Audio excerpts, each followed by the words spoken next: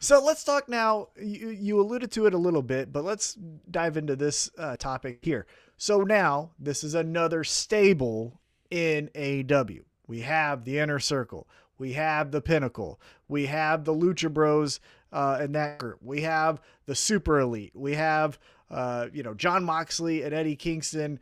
To a lesser extent, that's more of a tag team. But again, we have now all these factions.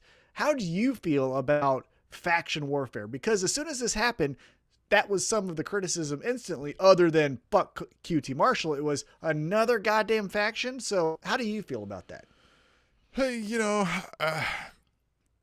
look, QT Marshall is going to be inherently more interesting to me if he's got a gang of buddies helping him beat somebody up when he otherwise shouldn't. Mm-hmm. So for a QT Marshall storyline where we're going to try to push QT Marshall, it's going to benefit QT Marshall and my interest, theoretically, to have a stable. And you can say that in perpetuity for a lot of folks. So I might, if I'm booking, lead us into a situation where we have a lot of factions as well. So I'm not necessarily turned off by that. But all of a sudden, this is the month where everybody's staking their claim, and which faction there is a little off-putting. I agree. I think I like the idea that we're getting away from, well, I'm a good guy because I stand alone. Well, why are you a good guy? Because I stand alone. I don't need help because I stand alone. I stand alone. That has been a babyface staple for as long as I can remember. Well, it's right? all Americana. I don't need no help. I pull up myself by my bootstraps. Fuck off. Hate that. It's by my own hard work I could get all of my dreams if these evil people weren't in the way, and I just need to overcome them. I'll take them on 2-on-1 because I can do it. That's fucking dumb. So I don't like that. Especially if you have friends. Like, if you have friends, you don't have to do that. I don't have to do that if this guy's going to help me. So I like the idea that now we're acknowledging in 2021, pro wrestlers have friends. That makes sense.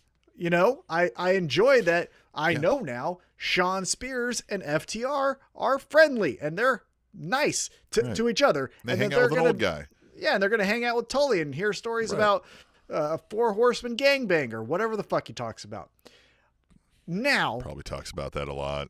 I wouldn't be shocked. He probably talks that a lot. Like a whole uncomfortable amount of times. I also like the idea, though, of putting now more matches on Dark and Elevation, which is all the time.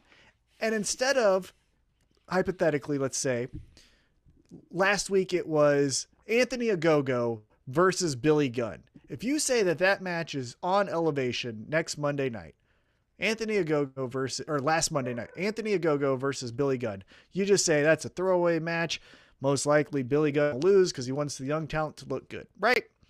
But if you say it's the Nightmare Family representative, Billy Gunn, versus the Fuckwads representative, Anthony Ogogo, well, now it's not going to be something that I'm going to really tune in for, but I could see a run-in from a Nightmare Family guy, or I could see a run-in from a Fuckwad, and I could see a story develop more into something fun here. I really want them to name. I hope it is. Fuckwads. Fuckwads it is. Fuckwads it is. So yes and no. So sidebar to get where we need to go. I'm upset that Dark Elevation is just Dark 2 because I want more storylines, and this is where you can get it. And yes, one of the reasons I'm not turned off necessarily by faction warfare as a general rule is because it should allow for so many more intertwining storylines of who's really with who, if you've ever watched like the fucking MTV challenges or those kind of things, or the Big Brothers and that kind of stuff, like exactly that kind of stuff is what could and should be happening with your faction warfares. The crutch that happens is we're taking each other on. We're going to find out. Oh, now the heels come in, and now we come in. Everybody's clearing the way with fucking weapons, and that's not a storyline. That's my worry. So we'll see where that goes. And you're right. There could be all these little nuggets. I want Dark Elevation to... Dark, great. Dark matches. Let's see some guys of talent. Dark Elevation, I would much prefer a little bit more Lucha Underground-like, right? A few more background things and some matches.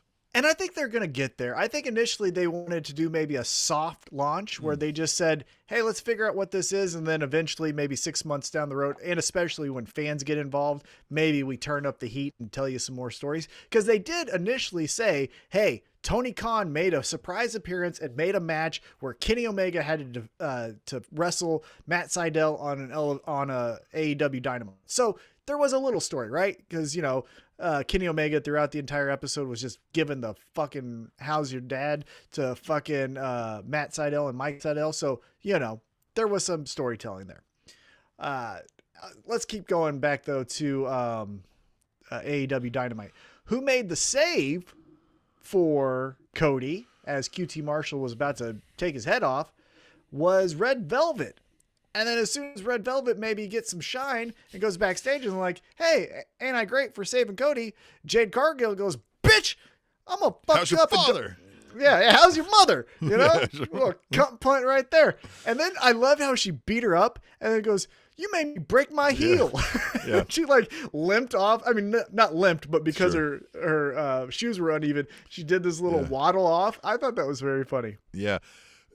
Interesting, and that was fun, except I just thought that was odd that she makes the save, thereby again, like this, you know, she's really there for the Nightmare family, but then just 2 seconds later, shit can. Just whap, Jade Cargill. All it takes is one little stomach punch. She's And got who was that there big for her? show hand, you know what I mean? And who was there for her? Yeah, nobody. No one from the Nightmare family. So could she join this fuckwads? Yeah. She be should a join the fucktwad. fuckwads. She could be. She could be a fucktwad. Right? You know, who knows? Yeah. Should be a female so- fuckwad. I don't even know that there was genders for fuckwads. Who knew? Yeah. It's 2021. It's 2020. Language We're an is, all-inclusive fuckwad group. yeah. Language is fluid. It can be whatever you want here.